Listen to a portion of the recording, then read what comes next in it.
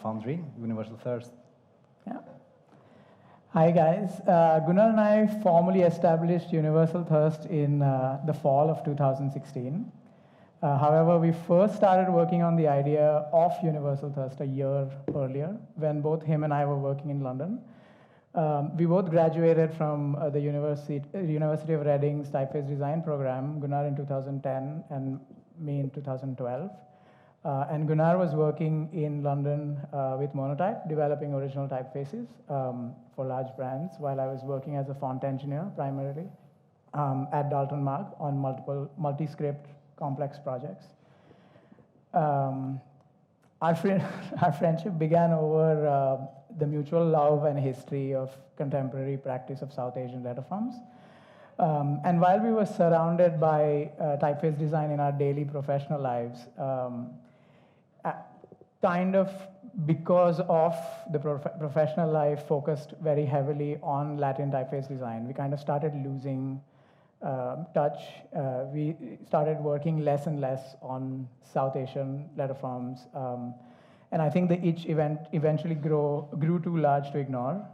And we started meeting every Sunday morning in the lobby of a hipster hotel in Shoreditch, London, to brainstorm and start planning our takeover of the South Asian font market, so to speak. So the first order of business when we met was to think of a name. Yeah, so the introductory texts to the old Indian specimens, like this one up here, they can be quite charming.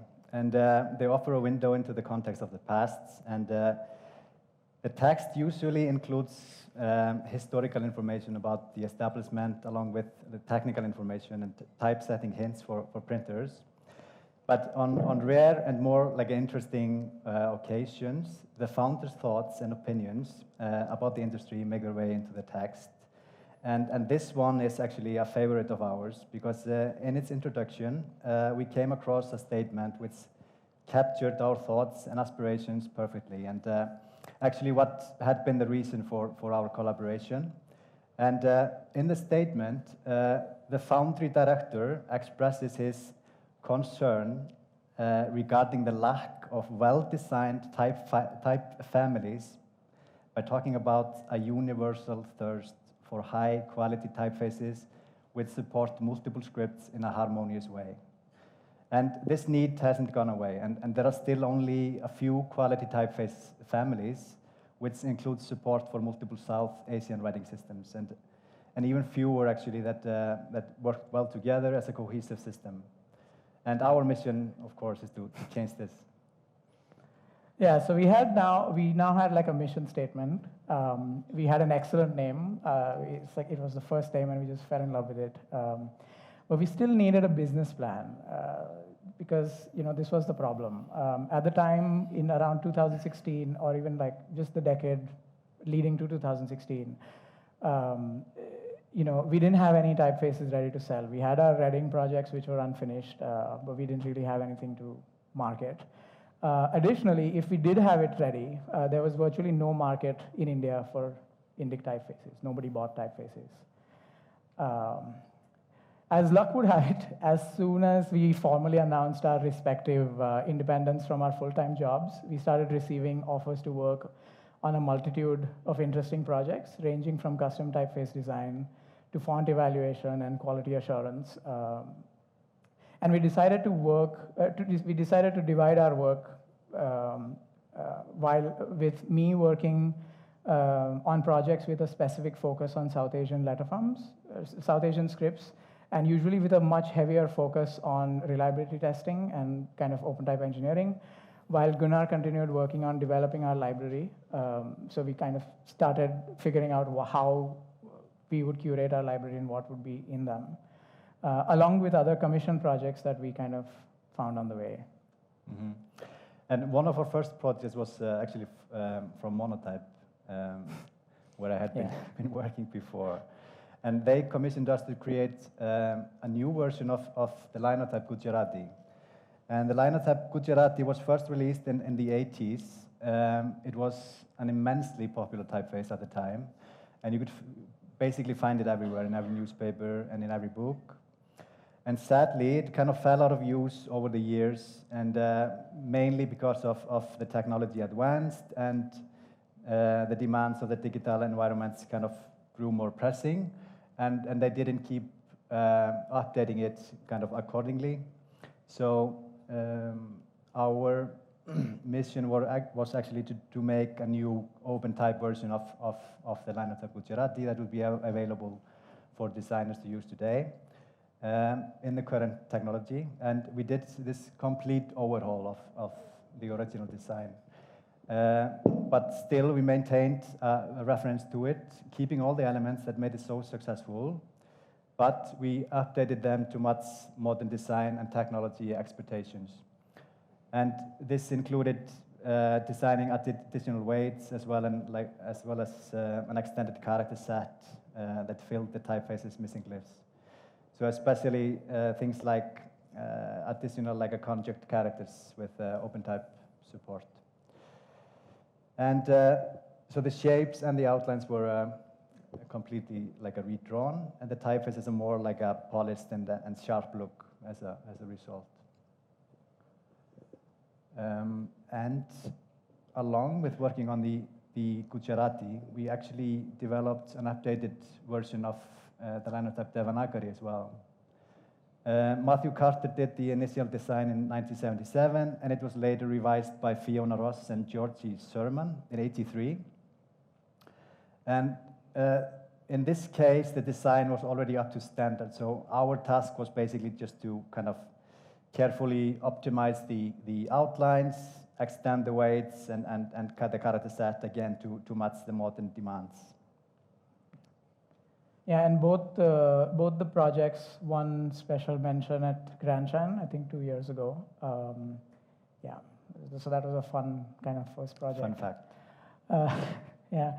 Another challenging project that came our way was the evaluation and eventual expansion of some of Google's Noto serif fonts, especially mainly the Indic versions. And projects like this really kind of put our skills to the test, mainly because it's not straightforward running a Latin-only type foundry, but if you are going to start something which deals with complex scripts, there are so many other tools and processes that go hand in hand with developing typefaces that quality assurance and making sure that the typefaces work well is kind of one of the biggest challenges. And for the Devanagari, I was tasked to rework the OpenType code entirely and to expand the existing regular and bold to thin and black and interpolate the intermediate weights. But that was not all. There was also an additional extra condensed, which ranged from thin to black. And this is actually the first typeface ever that has such a complex type family. I don't know how much these weights are going to be used, but I think it's a good thing that they are out there. So if people want to use them for any specific purposes, they are available. And for this project, our primary test environments was all the platforms which use the HarfBuzz shaping engine. Shout out to Behzad there. With secondary targets being the remaining browsers, because the Noto fonts are mainly used for docs, and then docs can be used on multiple browsers, on mobile, on apps, on Android, on iOS, etc. So in order to test the shaping and kind of make sure that everything worked as it was supposed to, instead of making an InDesign test page, we developed kind of a rudimentary web-based test, which could be then accessed from all browsers. I'll just quickly show you this web-based test. Right. So it's not very well designed because it's not supposed to be client-facing, or nobody's supposed to look at it other than us.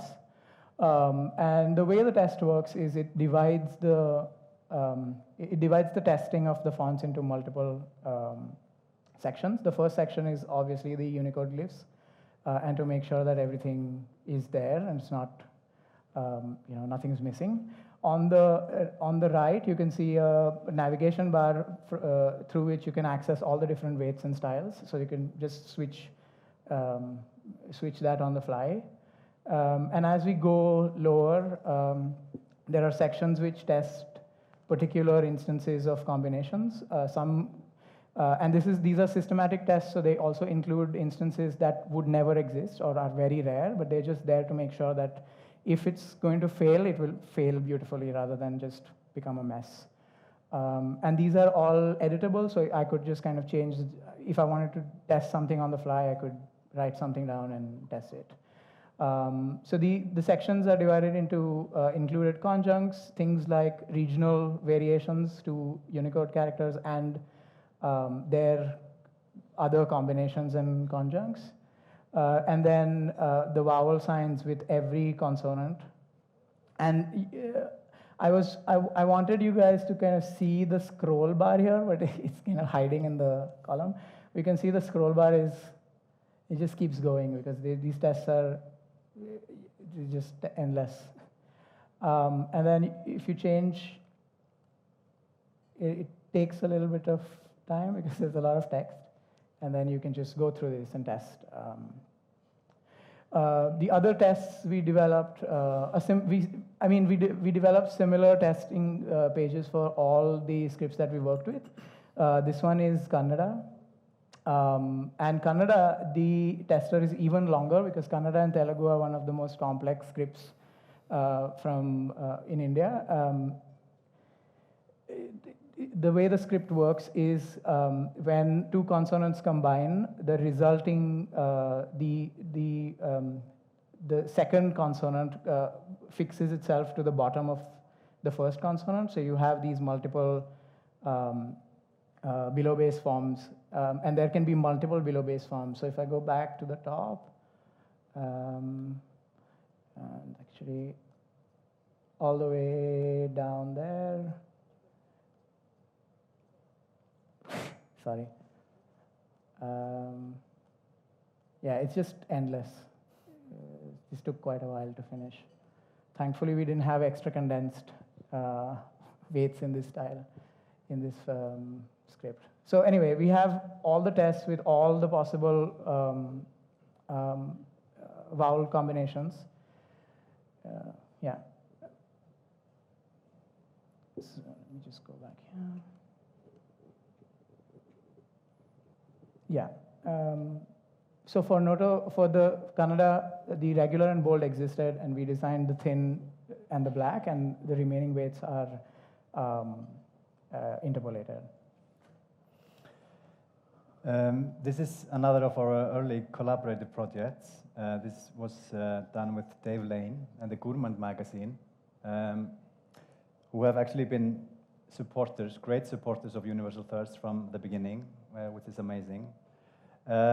We developed these extreme style revivals of the popular Cheltenham typeface, and we made a thin ultra condensed for him and the black extended, and he just wanted these extremes to kind of get access to more expressive versions of the style and add more like and expand the typographic palette of the magazine. And this one is our most recent collaboration out in the world now. Fraser Muckerett's studio in London has been developing a new identity for the Dhaka Art Summit in Bangladesh. And Fraser, he commissioned us to do a Bangla companion to the bespoke Latin typeface they made for the summit. And this was actually a great, like a fun project because it's an opportunity for us to work on Indic scripts in a more experimental way than we've actually have been commissioned for. And the theme of this year is seismic movement. So the shape structures and the outlines are moving and shifting accordingly. And so we made like 3 versions of each letter form so we could kind of properly get things shaking. And last year, we were contacted by Amy Preston, who is the art director of Frieze Art Fair. She was making a new identity for the fair, and the previous identity was made by Graphic Thought Facility in 2002, and that actually included a bespoke serif typeface. And Amy wanted to replace that serif with a new custom grotesque design, and she wanted it to have like a strong character, and she requested that it would perform well in like a various sizes across different mediums. And we ended up doing a modified version of our own neo-grotesque design, which we call Sarvatrika. And it's a new, like a super family we are developing for our own library. And Free Suns that you see here is actually the result of this collaboration. And it was used first last February in LA. At the Frieze Art Fair there, and has been used in New York and now last weekend actually in London. Yeah. So what about the retail market? So up until a decade ago, digital vernacular typesetting in India was accessible only through proprietary and non-standards compliant technology by specialist DTP shops. This system used non-Unicode fonts paired with custom keyboard layouts and a word processor, which only worked within this closed system. So if you exported the text out, it would convert to garbage ASCII character strings. And the introduction of mass consumer tech products in India has brought OpenType and Unicode kind of into the living rooms of common people. But more importantly, it has enabled content creators to produce content in vernacular, which is quickly kind of shifting the digital visual landscape. So because there are typefaces available on mobile devices, people use them in Instagram and to kind of be more expressive. Additionally, the democratization of type design in the subcontinent has been greatly accelerated thanks to tools like glyphs, which make development quicker. And there have never been so many typeface designers or typographers in India as there are today. Mm-hmm. So it's actually, next decade is going to be a defining decade for the Indic type design scene. And we actually believe that with this increase in the use of vernacular typography, there will also be like a demand for typefaces that fit like a specific, like right contexts. And we want to be, of course, ahead of the curve, and we want to play, of course, a role in building the culture, forming this new kind of galaxy, so to speak. And as part of this effort, we've been working on a handful of typefaces. And this is Sarvatrika that I mentioned before, that we actually modified to make the Free Suns. And I'm just going to give you a sneak preview of two of our typefaces. This is the first one. And it's just like it's a neo-grotesque, like you see. It's in the fashion of Avenir, Accidents Grotesque, Unica. So you might actually say it's kind of our Helvetica. Helvetica, Sarvatrika, it's actually an accident.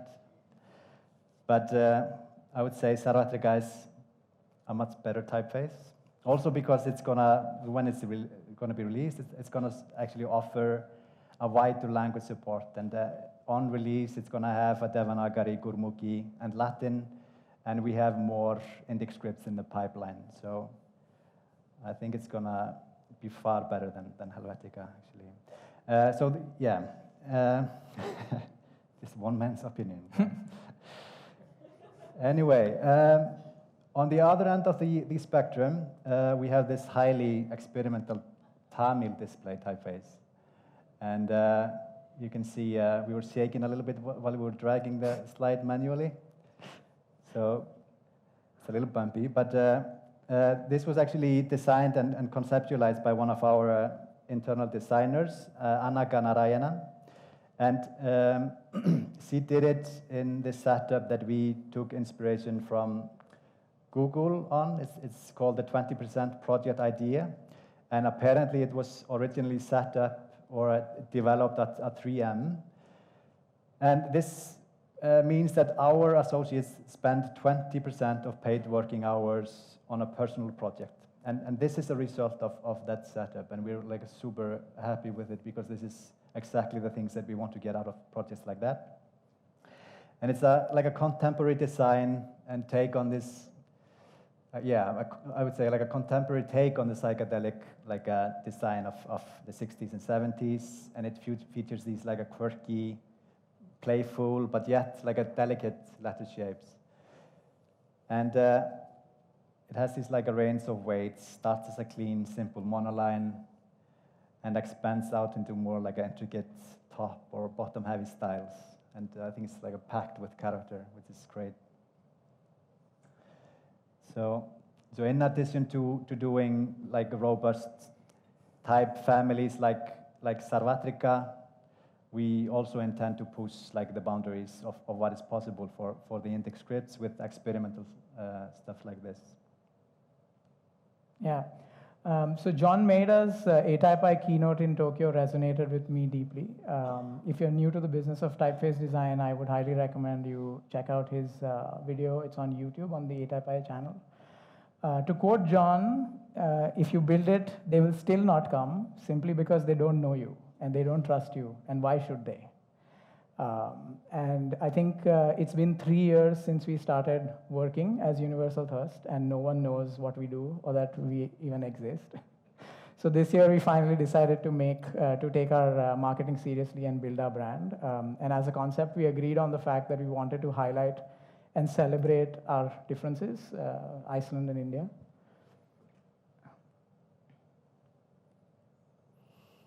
Yeah, so we made our emblem, and we've been developing our emblem actually for some time now. And it's supposed to represent our two headquarters in Iceland and in India. And it's designed as like a playful take on these two very different parts of the world, featuring the Asiatic lion, which is representing the last remaining Asiatic lions in the Gir forest of Gujarat. He's from Gujarat. And the polar bear found in the Arctic region. That's where I'm from. So we have these two animals, and these amazing animals actually, and they're both holding up a globe as some kind of a symbol of universality. And the first version of the emblem was hand-painted by Joshua here, who is an Indian sign writer and artist, and he lives in the Nilgiris in the South India. And we did this with him in 2017. And recently, we got the Brighton-based illustrator, Sophie Hollington, to create her version of the emblem, and which is reminiscent of traditional heraldic symbols, coupled with folk imagery. And the emblem is intended actually as like an ever-changing mark, and we plan to invite more artists to create their own interpretations of the design. So it's going to be some kind of like an ongoing evolution of the symbol, so it's never going to be the same. And we thought this would be a good idea since our foundry is that small. It's a very kind of a small operation at the moment, at least, where we can have flexible branding. We don't need to have like a fixed branding. So these are kind of the first steps in building our brand, and these are the ones that are out in the world already. But we'll be revealing more exciting things in the coming months. Yeah, at 3 years, we are a small team of designers spread around the world. This is all of them. And we'd like to thank everybody who has supported us on our journey so far. Thank you very much. Yeah, perfect. Thank you.